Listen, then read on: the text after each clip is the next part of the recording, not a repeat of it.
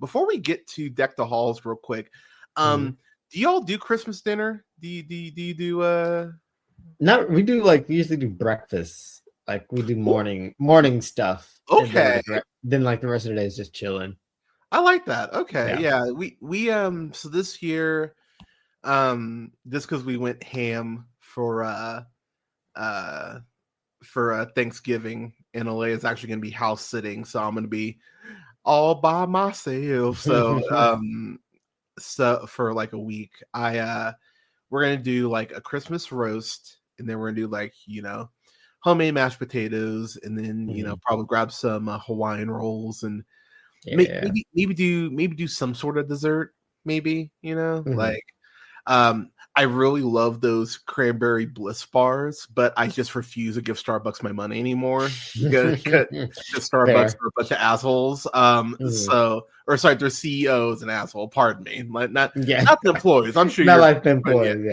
No. Just their CEO sucks. So I think so. I did find a recipe for some homemade ones, so I think I might just be like, hey, let's make these because I really want those cranberry bliss bars, but I do not want to. Pay Starbucks. Yeah, exactly. So that might be the business this year. But yeah, I think I'm gonna end up. I might do some cinnamon rolls, maybe. Yeah. That's what we usually do, something like that. And then the rest of the day is movies, watching movies we haven't seen, or movies from earlier this year, or just movies we love, just comfort stuff. Yeah, so we rewatched Violent Night on Monday. Oh yeah, which goddamn, I love that movie. I'm excited for that sequel. I'm so happy for David Harbour. He's gonna be so happy to never put on that fucking sheriff's badge ever again. He's so over that shit, man. Yeah, everybody is. Everybody in that cast. I think him and Caleb McLaughlin probably are the two who are just we want to get the fuck out of hot. I know Millie Bobby Brown is oh, I'm gonna be so big. I'm gonna be real, y'all. I think Sadie Sink is gonna be she's the one. Yeah, the whole cast. I think it's her and Caleb. I think those are the two that are gonna be that are gonna be okay. I know Hollywood is trying to make Millie Bobby Brown a thing. I just don't think she's as good as she thinks she is. TBH, because dude, I just see I think she's really good in the Enola Holmes films, but I saw what was it, Danzel, the one with the dragon. I think she's horrendous in those Godzilla films. I think she's goddamn awful in those. She is, yeah. She's not I don't know, man. She again, I am totally fine with admitting I'm wrong. She might end up being awesome, and we're oh shit, never mind. She just had the wrong roles. But yeah, I see what Sadie Sink is doing. I see what Caleb's doing. I'm yeah, I think they get it. I think they're the ones, But but we'll see. Yeah, David Harbour's making Marvel money now, so he's more than fine. Yeah. Oh yeah, he'll be fantastic. And now he's got a fucking Santa Claus franchise because they're gonna do a trilogy of this. If they're doing a sequel, they'll get one more out of it. So got to at least one more. Yeah. So he's so they're doing right. Well, so good for them. But yeah. So Deck the Halls, our last review, and then Marvel Rivals. I'm just gonna keep Marvel Rivals. Which, by the way, y'all, if you're playing Marvel Rivals and you don't have me on PlayStation, add your boy. Yeah, let's play. But Deck the Halls. So I had never seen this until 2 weeks ago. Same for me. It's one of those movies I would see. I could picture the poster. I could always picture that, but I was very kind of curious because it's all right, it's Matthew Broderick, who Matthew Broderick, he's such a weird actor for me because I think Ferris Bueller's a fun movie, but I'm not in love with it. A lot of people are. My love for the love for that some people say I should have for Ferris Bueller is what I have for Back to the Future. You know what I mean? Okay. I love Back to the Future, but Ferris Bueller, I'm all right. but also Yeah. fuck the teacher and the principals in that. Like, they are just Oh yeah, they're like, just terrible they're people. monsters. Yeah. It's like, what is your problem? Horrible. Like, yeah, like to go out of your way to be that shitty to one student who is just like not even that troublesome. He's just kind of snarky, like all high school kids are, honestly. Yeah. But I mean, Broderick, I mean, Lion King, obviously, the producers is great. I actually love the producers. My favorite role of his actually might be the cable guy, because I just love it's not Godzilla. I nah. Not you know what's funny is I remember seeing Godzilla in the theaters as a kid and being like, that sucked. And my dad just being like, I don't like you saying that word, but yes, it did suck. Yeah. Yeah. But no, I think I would agree with the cable guy. He's pretty great. Yeah, a very underrated film, by the way. But but going into this, I really didn't know anything about it. So it's directed by John Whitesell, who also directed that insane filmography. Yeah, like going through it, I was like, I was looking really? too. I was like, he's done all this shit, like, Mm-hmm. because I'm usually pretty good at knowing directors off the top, and I'm sitting here, I'm like, I don't remember his name in the credits for any of this shit. No, man. So just to go down a few things. So Malibu's Most Wanted. Yep, that one stood out. Which I was like, really? So I'm not gonna lie, dude. I kind of love Malibu's Most Wanted. Oh no, me too. It's so dumb, but I kind of love it. But Jamie Kennedy has only done two good things: be in those Scream movies and Malibu's Most Wanted. Exactly. He did an episode of Grounded for Life, which I'm not gonna lie, I kind of love that shit. Like, it's actually kind of sad how often Donald Logue's shows just get canceled, like all the time. He's kind of like white Dave Allen Greer in that way. Like, it's like, oh, if you're on a show with him, it's probably done after a season. But so he directed an episode of that. Directed all 41 episodes of Cosby. That's not great. Yeah. So there's that. What else? Old School? That's a TV movie, not The Old School. Okay.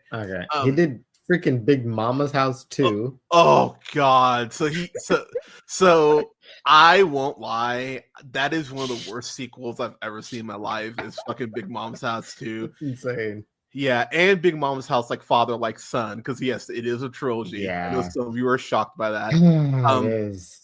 He also directed genuinely one of the worst sports kids films I've ever seen in my life, Kevin Durant's Thunderstruck. Oh, I forgot that existed. I didn't. I fucking oh my God.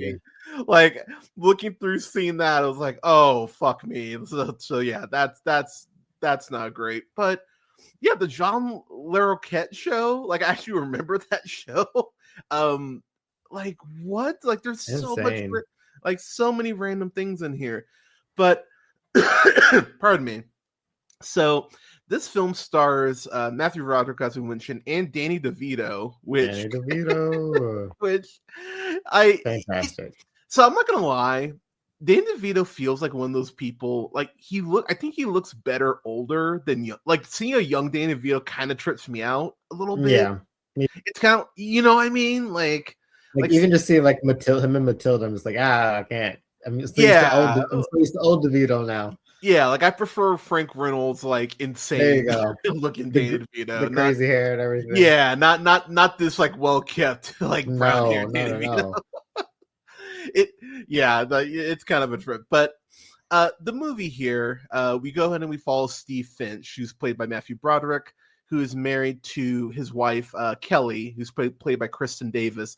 So I gotta say, to Kristen Davis, she's like either like, she comes across as always either, oh wow, she's actually surprising and like how charming she is, or she is just like a fucking fife of a woman that is so annoying to me that I can't like her on Sex in the City, because yes, I did actually watch Sex in the City. Yeah. she was so goddamn annoying. It's like you just like if a fire alarm could be a person, it would be her voice at points in that show. It's just like, oh man, it was like, oh man, yeah, fuck it. Her voice can just be so shrill sometimes, but she's actually really charming in this, and actually funny in this. So I was like, okay, like more of this, please. But I think the big issue with this movie is that it really paints out Steve to be kind of a monster, like he's being unreasonable. And once he meets Buddy, played by Danny DeVito, and his wife Tia, who's played by, like, let me just, to be a total pig, Kristen Chenoweth. So she can still get it, by the way. Like she's like, it's kind of amazing how, because I remember the first time I saw her, or I think the first time it registered with me was Pushing Daisies. I fucking love Pushing Daisies. I'm still mad Pushing Daisies got canceled. That was a great fucking show. But I remember watching her and that being like, God damn, she is so fucking charming. And she's fantastic, yeah. And then of course, you know, Wicked becomes a thing, and that she and oh my god, you know, she's fucking amazing in that. But she's fucking hot in this. Like when I saw her, because I had no idea she was in this. I was like, oh shit, it was like, oh shit, like some Chris, like a tip of the cap. But one thing that this movie does really well is that DeVito and her actually have really great chemistry as a couple. Right? That's what I was thinking too. I was like, I want these two to be the main characters. Which I didn't expect at all. I was like, wow, okay. But like, weirdly, the more you see them together, you're kind of, you see some couples in movies and you're kind of like, give me a break. Like, really? But it actually works really well here. I get, because he's very, like, I'll be real, I relate to DeVito probably more than I like to admit in this movie, because I was sitting there watching him and just seeing how like eccentric he is and how his brain goes from like one thing to the other. I was like, oh god, it's me every last 2 months of the year while I'm doing my work stuff. Like I'm like he's just all over the place, and she's kind of his anchor in that way. Yeah, really, of being like, no, you need to actually like adult, because he goes ahead and sells his car. He's working at a car dealership. He sells the car to the person who owns the fucking dealership, which is that good, yeah. Which sales is a skill, y'all. Like, it really is a skill to be able to like sell to people and not come across as like, you know, pushy while you do it. But he's really good, and like as you hear him have conversations with people, you go like, okay, I get how this guy could do this. But the problem is he's just a bit of a douche, like in terms of like basic social interactions. Like, when you're moving to a house, you don't start unloading your truck at like 2 a.m. when there's other people living like in your proximity. And that's where, as an adult, my brain was like, oh no, fuck this guy. Because I completely understand where Matthew Broderick is coming from. Yeah, and like, again, Steve is like tightly wound because he wants to make the Christmas like the best one ever, which is a pressure I feel like adults put on themselves every year. And to be honest, I don't understand why. Like, I get Christmas is like look, I love kids. No, and I get that, and I will admit, not having kids, that is a blind spot I admittedly have. Yeah, but you know, but at the same time, as someone who has been a kid, even though that was forever ago, you know, like, you get presents, you get food, and your parents say you love you. Like, I think kids need less than parents think they do, honestly. Because as long as your kid has a functioning phone, that's like 40% of the you already did do something, yeah. Get them a new phone and you're pretty much there. But but he's trying to do the best he can, but Buddy really is kind of a monster in this. There's a point where the main plot ends up becoming that Buddy wants to go ahead and be able to have he wants to do something big for himself, for his legacy. That's kind of a big thing in this movie, and he wants to be able to have this Christmas display on his lawn that is viewable from space. Like you want to be Mhm. able to actually literally see it from space. Yeah. And I won't lie, man, I love seeing people decorate. Like our neighbors actually have Same. like a whole like Whoville set up, which is actually really fucking cool. But dude, if someone had that many lights and it was running them all night, I would straight up complain to the city and be like, okay, Yeah, I would go insane a little bit. yeah, like they need to have these lights off by like I think having the lights off by midnight is more than fair. I like if it's that bright, like if it's literally like a light show like happening. Yeah, but like having that shit running all night, like you would lose your mind. Like they're like that it's borderline like The Shining. Like you would just kind of lose your shit Just staring, yeah. After a while. So that's where kind of their first conflict comes from. But again, I'm so on Steve's side, but he's just being kind of a shit partner. That's kind of where my issue with him comes is like but also she's kind of being a shit partner because she's just being like, dude, you just need to let it go. And I'm like, no, like this is a direct inconvenience to my sleep, into my life. So no, fuck these people. I will say something that actually did catch me off guard in the best way is I thought Kelly Aldridge and Sabrina Aldridge, who played Ashley and Emily Hall respectively, they played the daughters in here, and you know they're very much like the pretty blondes, and I really thought they would just make them total bitches, like because that's where you know like Mean Girls, the obvious joke, yeah. And no, they're actually super chill. They're so nice and really nice and polite. Like it's if y'all have worked retail, as someone who's worked retail, I've seen teenagers just yell at their parents until like I've seen white girls like this tell the parents to go fuck themselves, and the parents go like, yeah, you're right. And I'm just like, that must be great to be you, because I could never get away with that shit. Let alone. But they're actually cool. They're smart. There is this admittedly, like I laughed at it, but it's a bit of an awkward joke where Steve and Kelly's like son is basically like his brain can't comprehend being around these two girls. No, like his brain basically breaks in real time, and it's like it does happen. But I won't lie, as a dude, I totally remember that, like seeing that person where you're like your brain is like, how's this person exist? And it's like your brain almost like shuts down. So this reboots, Sorry. So from the kids' perspective, I actually got that. But that shit was actually really fucking funny. So there's this point where the movie loses me, but I think you know the part I'm talking about. The whole ice scene with the sleigh. So, Christmas shenanigans. Like so very So would you mind setting up that scene? Wait, you're talking about the sleigh ride, right? Yeah, where he falls in the ice. Okay. Yeah.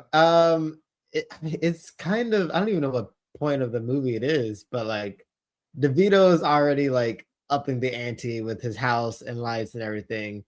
And Matthew Broderick and family are trying to take a family picture. And I see that he has a whole sleigh outside of his house with a reindeer, but it's what is it? A horse with like taped? Taped antlers. Taped antlers. Yeah. And so they like, oh, why don't we just take our Christmas pictures here? And Broderick is not having it, and so he gets on the sleigh, and the sleigh gets loose, and then boom. Shenanigans, Christmas shenanigans. He gets dragged all the way through the town. And it's so ridiculous. I think he gets launched, right? Like into the ice. Yeah, straight up like, launched his eyes. The sleigh stops and he gets launched into some frozen ice, frozen water. He's a frozen Broderick. He's a Broderick popsicle. When he wakes up, he's in the car getting taken to the hospital. He doesn't have any clothes on, and he has a blanket over him. Yep. Camera pans, and we see Danny DeVito naked next to him, warming him up. Dude, that's where I was like, cool. I like nah, man. Like, Oh man. because here's the thing, like, I get, like, from a scientific perspective, I get it. But dude, you could have on boxers, you could put on sweat. Like, nah, man, you need to not be rubbing your naked self against me. He's like It- really rubbing him too. He's like, yeah, dude, it he's is going like, for it. yeah, like it's uncomfortable. And then when you find out that that's not the first time he's done that shit, it's Mm. like, okay, so do you just like rubbing against yeah, like against unconscious, you know, like men, Mm. like don't do that. It's very, It's a weird movie because like it's PG, but it feels like it wants to be somehow it's Fiji. Yeah. PG-13 or at least something like that. Like it feels like it should be. Like it feels like it Let me would see. fall into that It's PG. kind of a category, It's PG. but it doesn't. It's so weird. But the movie, like, but after that, Steve is treated like the villain. Like, oh, dude, he saved your life, and I'm like, no, like, fuck this guy. Why are y'all? And I'll be real. This is where Kelly, like, as a partner, is just so like, why are you being so mad about this? I'm like, I completely get why he's being mad. This is fucking nuts. Like, can we talk about how many boundaries that steps over? And you're just like, no, it's fine. No, fuck this guy. Like, and Yeah. and and so like you think that Buddy is giving them this olive branch because he goes ahead and gives them this truck, which you're like, oh shit, he gave him a truck. Okay, now if someone gave me now look, I don't drive, so like let's just say like someone gave me like a standing desk, like that would be what I'd ask. Like, give me a standing desk and some monitors, and we'll call it good. Like, you can buy my forgiveness, because after stuff like that, you need to fucking get me something. But he gives him a truck. Holy shit. Okay, cool. All is forgiven. But then it's not his truck. Oh wait, this is after Broderick wrecks his own truck, right? Yeah. with the parking bit where he's backing up and just both his doors. Yeah. And everything just gets messed up. Which by the way, fuck that person who's just like, oh yeah, I'll direct you. Like, didn't direct me at all, fucker. You just killed my truck. Like he's not, like, here's the thing. As someone who, Brandon will tell you, we'll pop off on someone if they're being shitty. Steve is keeping it together. I don't know how he's keeping it together. The truck thing, should have been the last straw, but he's not snapped on anyone. He's not screamed at anyone. I'm like, he's keeping it together way better than I would.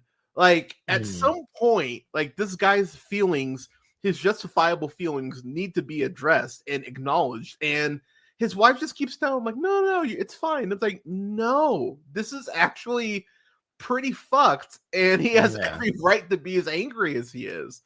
And so he gets that truck, and then it's not his truck. You find out that fucking Buddy pulled a fast one on him, and it's like, at this point they're full on feuding, him and Buddy. Like they're going a little back and forth.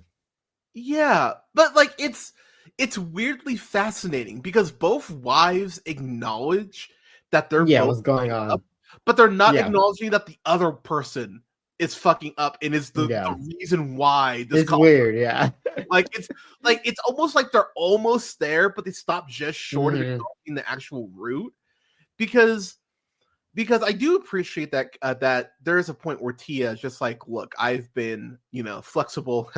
I've been getting out myself, but it's like, I've been flexible if you're trying to figure out what you want to do. And when she starts laying it out, you are like, okay, she actually seems very reasonable in the fact that she has been very lackadaisical and let him kind of be him. But like putting up more and more lights and decorations and everything. Yeah, but at some point, it's like, dude, like, enough's enough. I really appreciate her doing that. But when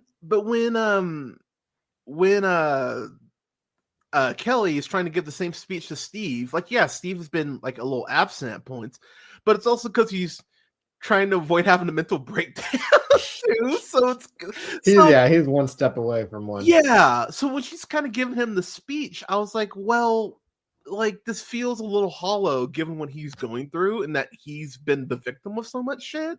So it just feels a little bitchy coming from her, to be honest. Like, so it just, I don't know, but it's such a weird movie because there are these points that actually do work, like the whole actual sleigh ride, not separating it, the reason why from it, but that's actually really well shot and is actually pretty funny. Like, I actually, and then like I said, there are these things where, you know, you think that, you know, Emily and Ashley are going to be, you know, bitchy, and they're actually not. They're actually fun. Fred Armisen is in here, and he has he has a great little like little bit that I thought was actually thought was pretty funny.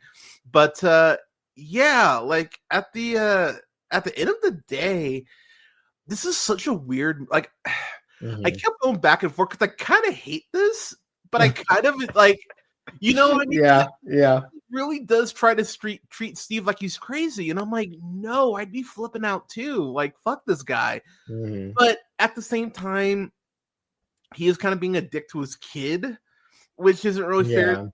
Like, that's really where, like, I kind of was like, dude, you need to, like, come on, you know. But also, this guy's driving them nuts, so I am like empathetic to him kind of losing his shit. So as far as a grade, like, I kept kind of going back and forth, but I'm gonna go like C+ on this because I think because I do think there's good here, but the way the movie kind of takes the side of Buddy, like, because even when Buddy does like his big like apology speech, they still end up doing what he wanted to do at the beginning anyway. So I'm like, you're not really like even really sticking to the you need to be better. It's like, no, you kind of gave him a slap on the wrist and we're like, all right, come back in the house. It's like, well, like Steve had to apologize way more than Buddy did, and I find that just very irritating. And like, I really didn't like that at all. So I think a C+ is fair though for this. So C+. Brandon, your final thoughts and grades, sir? No, I agree with you. I don't know if I like this or hated this, but I definitely had a time with this. Like, it's a very interesting Christmas movie. It feels like a Christmas movie you've seen before. There's a lot of familiar tropes, bickering neighbors, you know, you see that a lot. But yeah, it's a weird movie. It feels like it was supposed to come out in the 90s, but just got delayed into the mid 2000s. Like, this movie came out 2006, I think. Yeah, which is crazy because this does not feel like a 2000s film. Like, this feels like, I'll be real, this was kind of my issue with Christmas Vacation, where everyone just treats Chevy Chase like he's like I'm Randy Quaid's character, the uncle. You know his name, Oh, dude, I know what you're talking about. Dude, oh my god, that fucker, like the worst. And the movie just like, oh, it's part of his country bumpkin charm. It's like, no, fuck him. He would have been out of my fucking house like 10 minutes in. Like, fuck this guy. Like, it's kind of my issue with this too, but to less of a degree, just because same kind of thing for me. Sorry, go ahead. No, you're totally right. Like, it's such a weird movie. Feels kind of out of place in time. Like, should not be 2006. And probably shouldn't be PG. Like, I don't know. No, at least get that PG-13. But yeah, you know, Danny DeVito is great. Kristen Chenoweth is great. That deal is pretty much worth it to watch this movie. Matthew Broderick, not terrible, but I just keep saying Christmas shenanigans. Just a lot of shenanigans, a lot of bickering, and a lot of silliness. I'd probably land on the same place with you, like a C, probably just a straight C for me.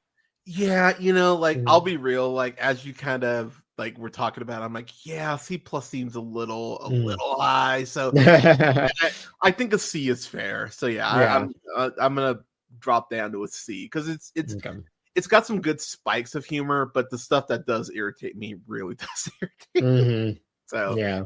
so yeah, see for both of us for Deck the Halls. Mhm. Yeah, y'all. So we're gonna get out of here and go play some Marvel Rivals. Yep.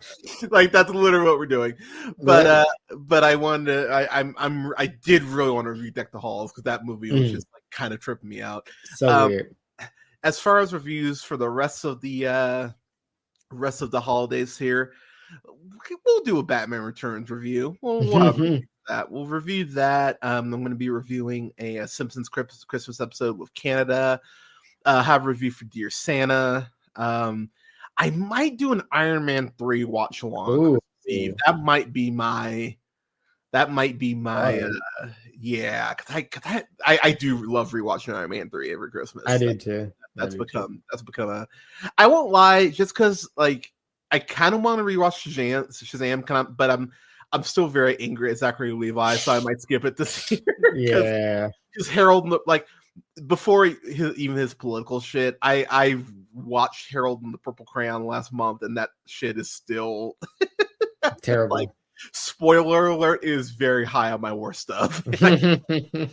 That movie is some bullshit. But yeah, as I mentioned, I'll have the double review of Nosferatu and Baby Girl on Christmas Day. I'm gonna get back to streams next week, but yeah, after Christmas, probably be off until the 30th, y'all. So just a heads up there.